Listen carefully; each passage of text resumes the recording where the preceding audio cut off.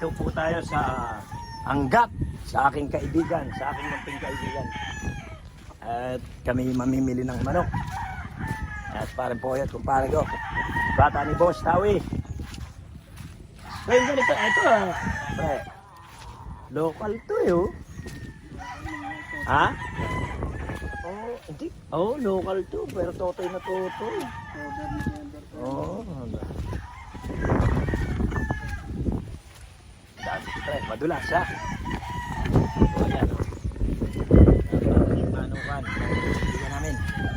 Si F9 Game Park.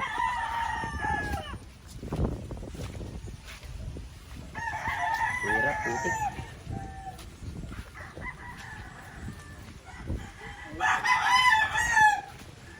Ganda, mukhang maglalaban na. Sarap. Ha? Elimination mo. Ito magaganda ang itsura. Ay, madulas. Tayo. So, titiin pa tayo sa ibang mga manok. Say cheers! Ha? O, iwan nyo na ang tsinelas nyo. O, tas napakapaan nyo.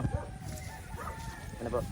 Ito po ang mga batang-batang professional IT, Information Technology. Ang tinapos, nagiging biyasya na rin sa manok.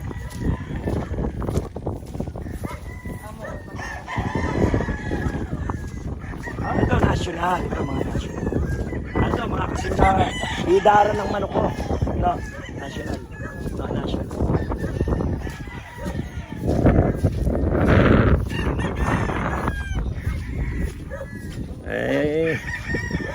Yan o. Ayun forma namin no, sa Daewoo, si Boss Juancho. Hindi. Ano to? National na to. Ito, national.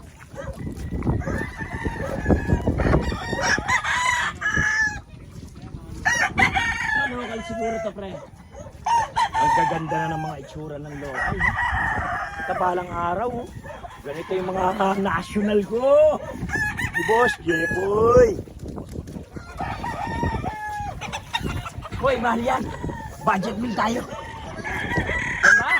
Sabi. Ay.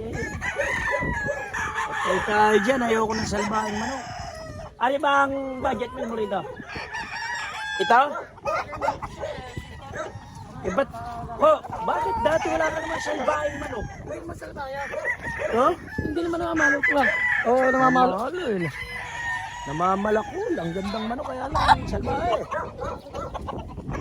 Hindi namamalok po. Ay, nangingilala siguro. No? Yung ano ko, yung kacho ko. Siya po yung may-ari ng F29 Game Farm, si Francisco San Antonio. Kapilido ng pinsang bukot mga tsahe.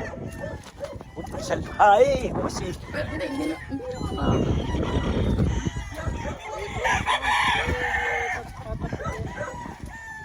Tatali ko yan. Ha? Tatali ko.